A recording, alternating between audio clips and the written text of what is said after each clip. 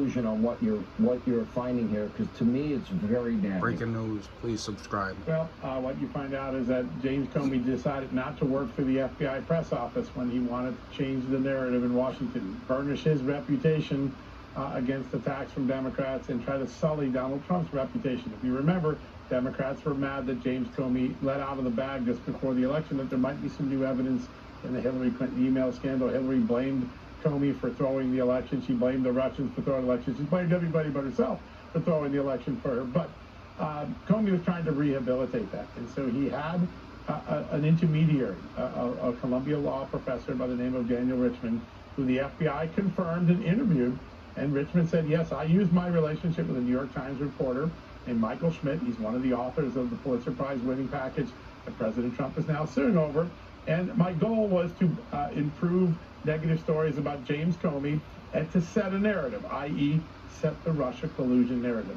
This guy worked around the official channels of the FBI press office, and at one point the FBI noted, you met with James Comey, he gave you access to classified information. A short while later, you had a conversation with that New York Times reporter, and he ends up reporting something that appears to be classified. Did you do it?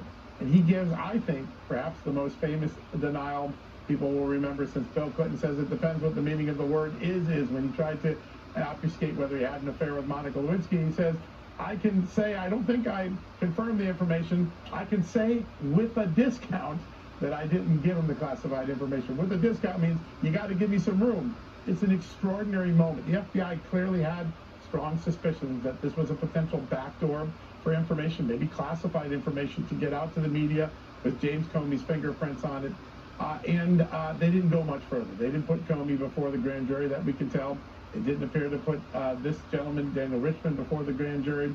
And like Adam Schiff, as we told you last night, here they have an eyewitness whistleblower said, I was in the room when he authorized leaks of intel.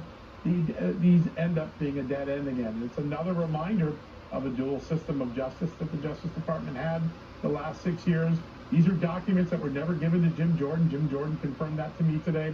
And we're just learning 8 years later, because of what Kash Patel turned over, that the FBI had all the evidence of how the false narrative of Russia collusion was spread across this country to the detriment of voters, to the detriment of President Trump's first campaign, and they did nothing about it. It's a credit to the FBI. It's a credit to Kash Patel. It's a credit to the Please people subscribe that are so I can continue sharing this breaking information out news. with the public. Do you see legal jeopardy here?